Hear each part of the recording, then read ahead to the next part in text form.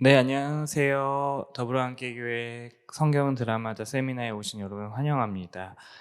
네, 오늘은 예수님께서 예루살렘에 올라가신 이야기에 대해서 좀 같이 나누려고 해요. 예수님이 가는 곳마다 능력과 권위로 많은 무리를 매료시킵니다. 모여든 많은 무리와 관련해서 두 가지 문제가 발생되는데요. 하나는 일부 사람들은 잘못된 열정에 사로잡혀서 예수님을 이제 정치적 메시아로 전면에 내세우려고 하고요. 또 한 그룹은 예수님의 가르침에 환멸을 느끼고 이제 반대하기 시작합니다. 이러한 반대와 오해가 합쳐져서 예수님은 갈릴리 지역을 떠나게 되십니다. 예수님은 이방 땅에 가서도 여전히 귀신을 내어 쫓으시고 눈 멀고 귀 먹은 사람들, 아픈 사람들을 고쳐주십니다. 예수님은 삶을 통해서 하나님 나라가 임했음을 보여주고 계시는 거죠. 예수님께서 갈릴리 밖으로 여행하시는 동안 두 가지 중요한 사건이 일어나는데요. 하나는 베드로가 예수님을 메시아로 고백하는 사건이고요. 다른 하나는 예수님이 변형되심으로 가까운 제자들에게 자신의 영광을 보여주시는 것입니다. 하나님 나라 사역이 계속되는 동안 사람들 사이에서 예수님에 대한 여러 가지 이야기가 있었습니다. 저분이 누구냐? 세례 요한이냐? 엘리야냐? 아니면 어떤 선지자냐? 그런데 이 모든 의견을 개인적으로 이제 바꾸셔서 예수님이 제자들에게 물어보는 거예요. 특히 베드로에게 너희는 나를 누구라 하느냐? 이렇게 제자들한테 물어보니까 베드로가 주는 그리스도시요 살아계신 하나님의 아들이라고 대답합니다. 여러분, 이 베드로의 고백은 우리가 꼭 알아야 하는 복음서의 전환점입니다. 왜냐하면 복음서는 계속해서 예수님이 누구신지에 대해서 나타내는데 이 베드로의 고백을 통해 우리에게 답을 알려주고 계시기 때문이죠. 베드로가 고백한 그리스도는 헬라어입니다. 이걸 히브리어로 번역하면 메시아, 많이 들어봤죠? 메시아입니다. 우리에게 너무나도 익숙한 그리스도, 어떤 뜻일까요? 구약시대 제사장이나 왕, 선지자는 어떤 특별한 직책을 하기 전에 기름 부음을 받았어요. 이 기름 부음을 받는다는 건 이 정해진 임무를 수행하도록 하나님이 그 사람을 택하셨다는 상징적인 의미를 담고 있죠. 그러나 신구약 중간기부터 이 용어가 좀 바뀌기 시작했습니다. 어떻게 바뀌었냐면 하나님 나라를 도래시키기 위해 정해진 인물이 메시아다. 그래서 이 메시오라는 칭호가 종종 정치적으로, 군사적으로 사용되기 시작했죠.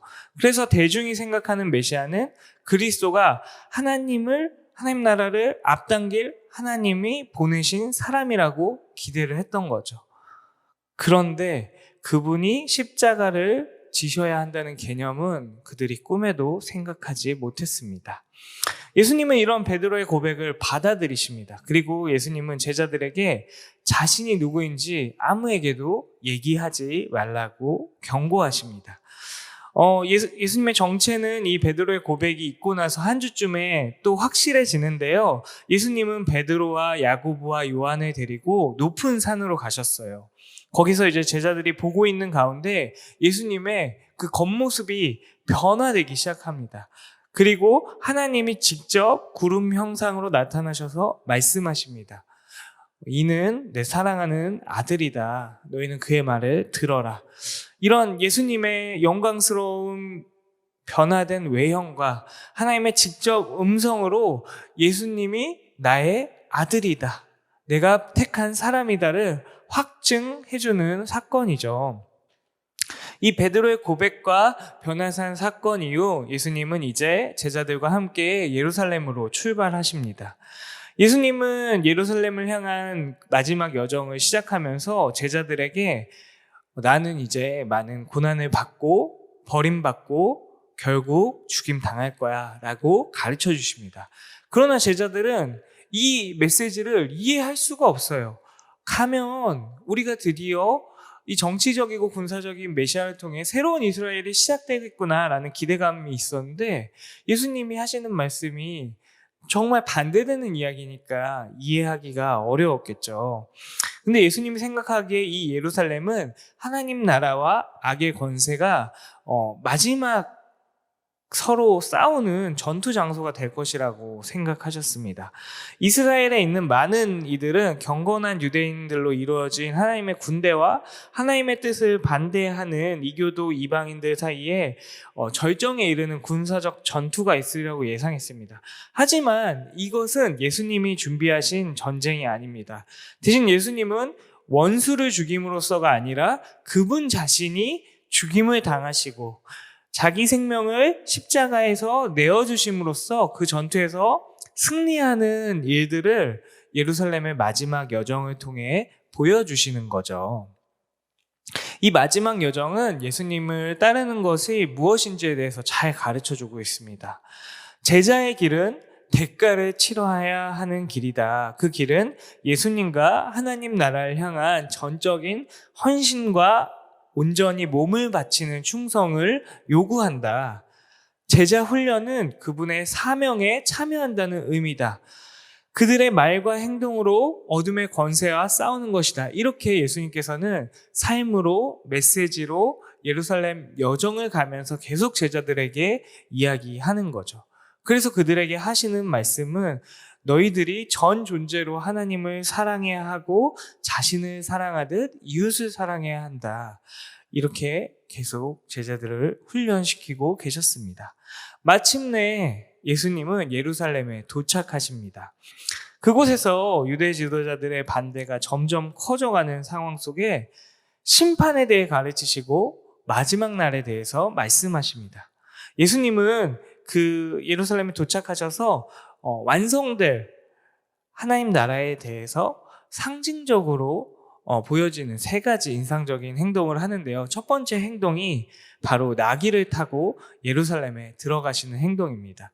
스가랴서에 보면 이스라엘의 왕이 전쟁에 승리한 후 나귀를 타고 예루살렘으로 돌아오는 것이 묘사되어 있습니다.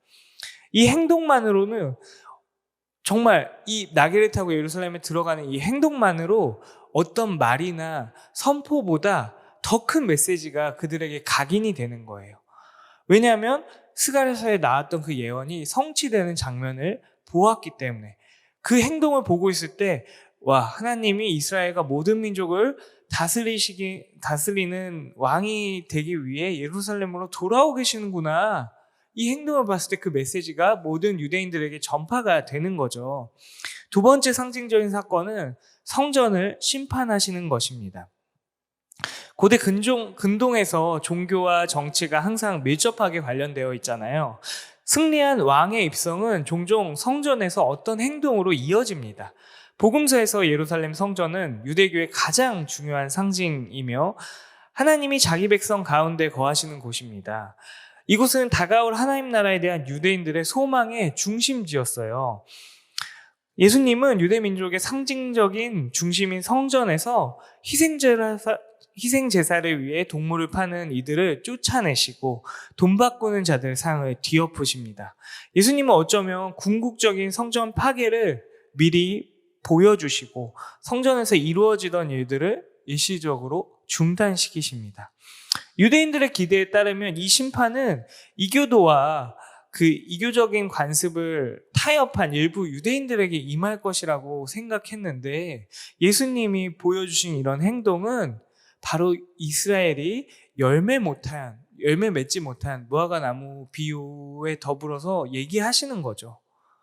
그래서 이 열매 맺지 못한 무화과 나무 비유가 굉장히 이렇게 생뚱맞지? 왜 갑자기 이런 얘기에 껴있지라고 생각하는데 하지만 이건 굉장히 중요한 비유죠. 왜냐하면 열매 맺지 못한 민족이 바로 이스라엘이고 그 이스라엘 심판받는다는 상징적이고 메시아적인 행위였던 것입니다. 그래서 예수님은 하나님의 오심에 대해서 오해하고 있는 이스라엘을 보며 울고 계십니다. 마지막으로는 이제 자신의 죽음을 상징적으로 나타내십니다. 예수님은 제자들과 유월절 식사를 하시는데요. 이 식사가 자신이 보여줄 하나님 나라의 가장 절정이 될 사건을 극화해서 보여주십니다. 유월절 식사는 모세 시대에 이스라엘이 이집트에서 구원받은 사실을 기념하기 위해 시작되었습니다. 1세기 유대인들은 유월절 식사를 하나님 나라가 도래함으로써 오는 새 출애굽을 상징하는 것으로 보았습니다. 하나님이 이집트의 속박에서 자기 백성을 구원해 주셨듯이 지금도 로마 압제자들에게 자유롭게 우리를 구원해 주실 거다라는 기대를 가지면서 이 유월절 식사를 했던 거죠. 그러나 예수님은 이 식사에 새로운 의미를 부여하십니다. 그것은 행동과 말씀을 통해서 그들이 간절히 기다리는 그 나라가 지금 이미 임했다고 말씀하고 계시는 거죠. 그래서 그 이스라엘의 구원받는 그 절정이 바로 예수님이 죽으시는 시기임을 나타냅니다. 그래서 예수님은 떡과 잔에 새로운 의미를 부여하셔서 이제 제자들에게 가르쳐 주십니다. 예수님은 떡을 가지고 이것은 내 몸이다 라고 말씀하시는데요. 예수님은 곧 죽으실 거고 그 죽음은 자기 백성들에게 새로운 생명을 전해줄 것이다. 유월절 그 음식이 이스라엘이 이집트에서 구원받은 일을 기억하게 하듯이 예수님의 죽음은 이스라엘의 최종적인 구원의 수단이 될 것이라는 것을 빵을 먹으면서 의미를 계속 상기하라는 뜻이었죠. 두 번째, 잔 역시 새로운 의미를 가지는데요. 예수님은 잔을 나눠주시면서 이것은 나의 피, 곧 언약의 피다 라고 말씀하셨습니다. 예수님은 자신의 죽음을 통해서 이스라엘이 간절히 기다리는 새 언약, 죄사함, 하나님 나라를 가져오실 것이라고 말씀하고 계시는 거죠. 모세는 이스라엘 백성에게 피를 뿌리고 이는 언약의 피니라 라는 말로 시내산 언약을 승인했는데요. 예수님은 이 언약의 피를 이제 곧 십자가에서 흘릴 자신의 피와 동일시하고 계신 것입니다. 그래서 하나님 나라는 바로 그분의 죽음을 통해 올 것이라고 떡과 잔을 통해서 계속 보여주시는 거죠. 유월절 식사를 마친 예수님과 제자들은 이제 겟세마네 동산으로 갑니다. 그 나라를 위한 마지막 전투가 멀지 않았음을 예수님 아시고 개인적으로 이것을 어떻게 보낼까 고민하시던 예수님은 이제 기도를 하시는데요. 하나님께 이 잔을 내게 옮겨주십시오. 그러나 나의 원대로 마시고 아버지의 원대로 하십시오라고 고백하셨습니다. 이 기도를 마치신 후에 잠든 제자들을 깨우셔서 성전 수비대와 로마 군인들과 함께 유대 지도자들이 왔었죠. 그들을 맞이하셨습니다. 거기서 이제 유다가 예수님께 입을 맞추고 이 사람이 예수님입니다를 확인해 주었을 때 예수님의 제자 중 하나가 갑자기 칼을 뽑습니다. 이 행동을 보면서 제자들은 아직도 예수님의 나라가 평화의 나라인 것을 이해하지 못합니다. 폭력으로 이 나라를 전복시킬 것을 기대합니다. 예수님의 능력으로. 하지만 예수님이 그 칼을 거두시고 또 잡혀가셨을 때 그 모든 제자들이 도망가게 되죠. 예수님은 이렇게 유대 지도자들 앞에서 잡혀오셔서 간단하게 신문을 당하십니다.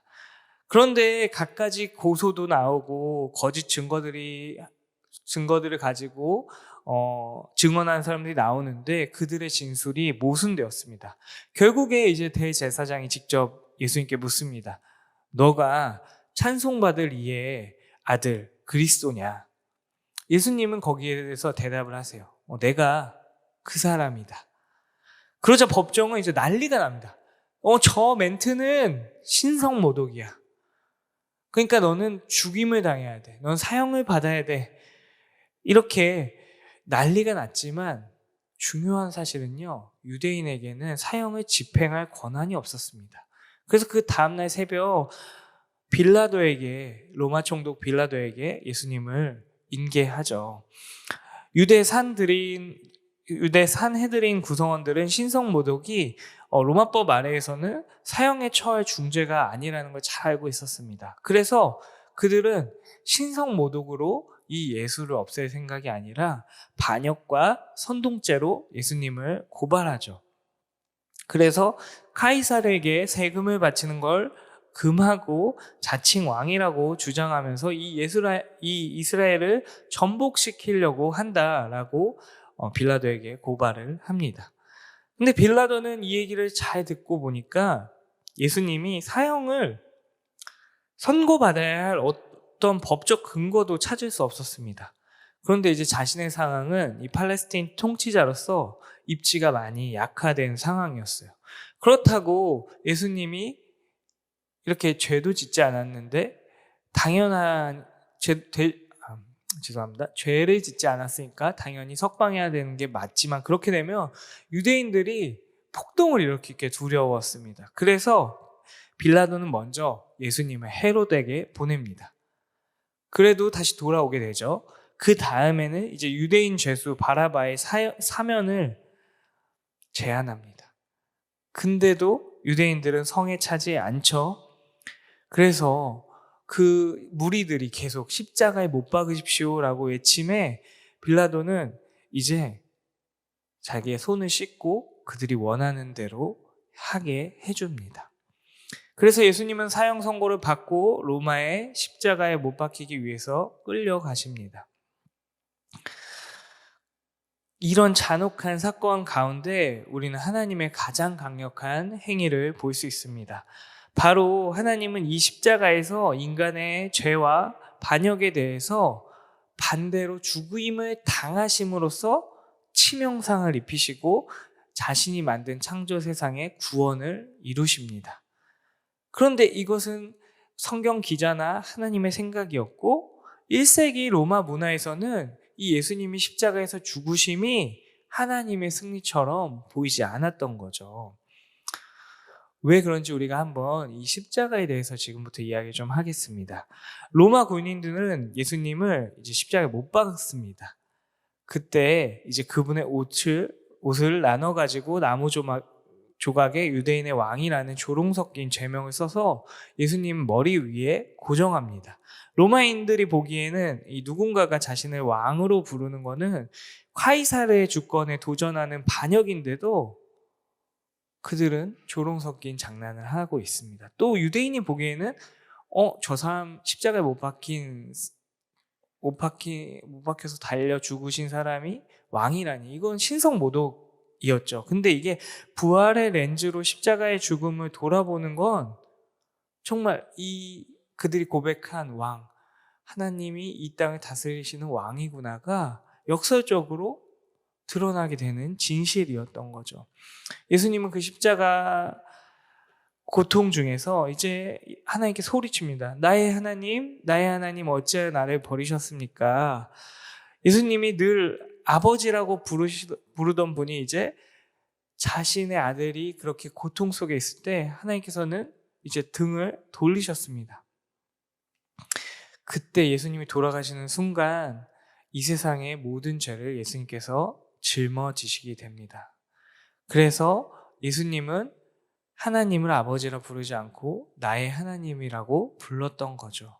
그러고 나서 마지막 숨을 거두시기 전에 아버지, 이제 내 영혼을 아버지 손에 부탁합니다 라고 크게 외치셨고, 그 순간 하나님의 뜻을 성취하시고 완수하셨던 것이죠.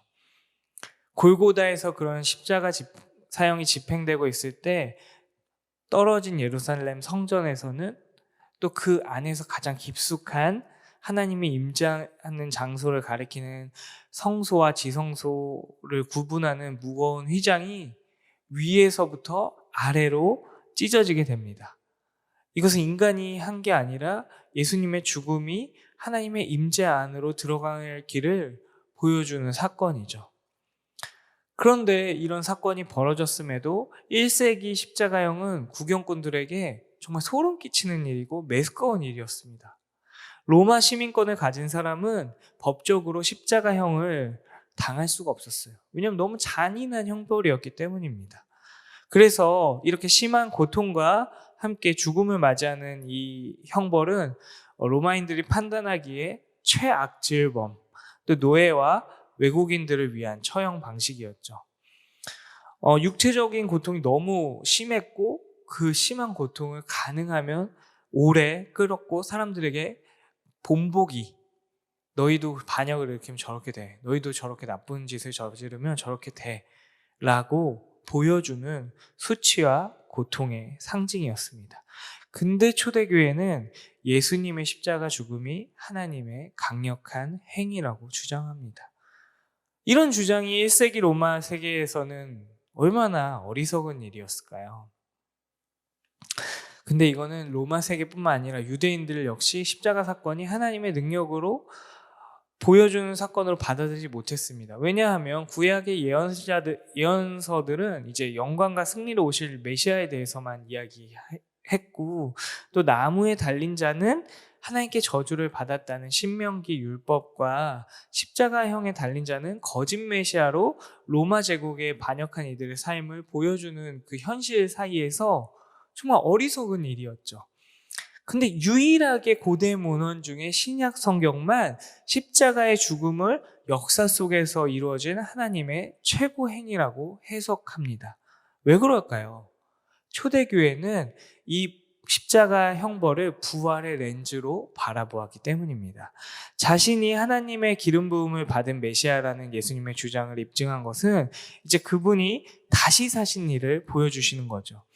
예수님은 십자가를 통해 모든 역사를 위한 하나님의 목적, 즉 창조 세계를 모두 구원하시려는 그 목적을 이루셨습니다.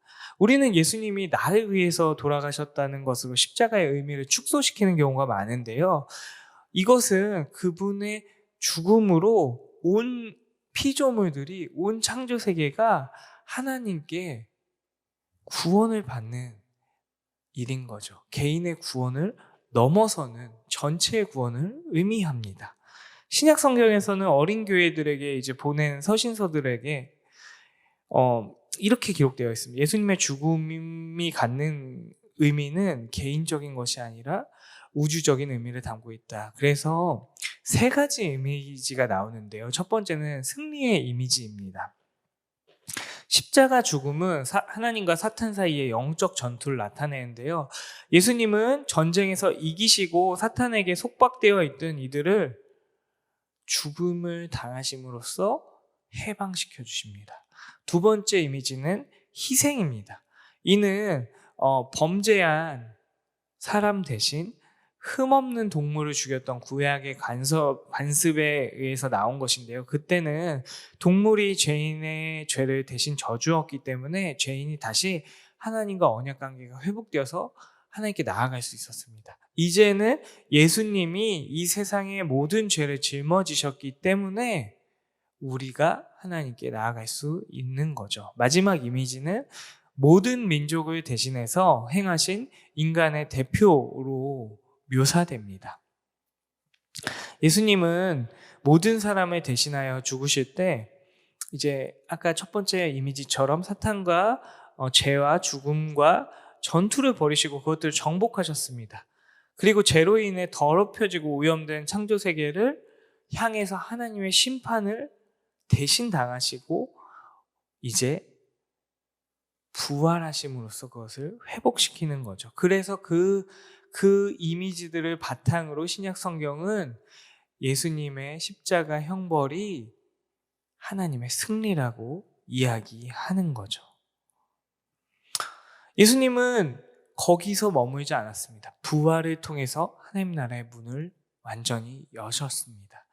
여러분, 부활, 그러니까 소생과 부활의 차이를 알고 계신가요? 소생은 그냥 죽은 사람이 잠깐 살아났다가 결국에 다시 죽는 거지만, 부활은 이제 죽었다가 완전히 다시 사는 것을 말하고 있습니다. 이 부활은 피조물이 결코 할 수가 없습니다. 왜냐하면 창조주만이 생명을 주실 수 있기 때문입니다. 그래서 부활을 통해서 하나님의 창조주 되심이 증명된 사건이죠. 근데 이 부활을 아직 모르는 제자들은 어떤 상황이었을까요? 정말 당혹스럽고 의기소침한 상황이었습니다. 그들은 자신의 인생을 걸은 게 수포로 돌아간 것 같았습니다. 예수님은 죽었다고 생각이 들었고 이 하나님 나라 운동은 실패로 돌아간 상황에서 이제 제자는 어떻게 해야 할지 좀 결정해야 되는 상황이었습니다. 근데 빈 무덤이 발견되고 천사가 그분의 부활을 알려주고 부활하신 주님이 나타나고 실제로 다시 살아나신 예수님을 본 사람들의 증언이 있었습니다. 예수님이 진실로 죽은 자 가운데서 다시 살아나셨다는 확신이 제자들 가운데서 이제 자리 잡기 시작했습니다. 그런데 제자들이 어떤 인종이었죠? 다들 유대인이었습니다. 어떤 유대인이든 역사의 중간에 어떤 사람이 부활한다는 개념은 이들에게 상상할 수가 없었습니다. 왜냐하면 유대사상에서 부활이라는 단어가 처음 사용되었을 때는 이제 포로 생활에서 귀환한 이스라엘의 갱신을 묘사하기 위해 사용되었습니다. 그러다 구약시대 끝무렵과 신구약 중간기 내내 부활이란 용어는 글자 그대로 죽은 사람이 실제로 육체적으로 부활하는 사건을 묘사하기 위해서 사용되었습니다. 그래서 유대인들은 마지막 날에 이 부활이 일어날 것이다라고 믿었습니다. 근데 그것은 개인에게 일어나는 게 아니라 하나님의 백성 공동체 전체가 새로워진 창조 세계에서 삶으로서 온전히 회복되는 것을 나타냈기 때문이죠. 근데 초대교회는 예수님의 부활을 직접 경험한 것이었습니다. 그래서 이 부활을 복음으로 표현하는 거예요. 이 우주적인 결과를 하나님께서 행하셨다. 이제 우리 창조 세계가 새롭게 변할 것이다. 그것을 이제 선포하고 계시는 것입니다. 예수님은 부활하신 후에 이제 제자들을 모으시고 그들에게 이제 자신이 시작하신 일들을 수행하도록 맡기십니다. 각 복음서는 이 부분을 다른 방식으로 설명하는데요. 마태는 모든이라는 단어를 강조해서 제자를 삼으라고 이야기하고 있고요. 요한은 아버지께서 나를 보내신 것 같이 너희를 보낸다라고 이야기합니다. 누가는 증인이란 표현을 사용하고요.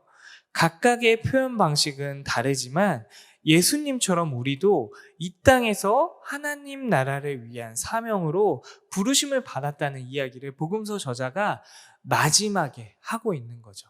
복음서의 이야기는 끝났지만 우리의 이야기는 아직 끝나지 않았다는 것을 복음서 저자가 복선처럼 열린 결말처럼 마무리를 사용하고 있는 거죠.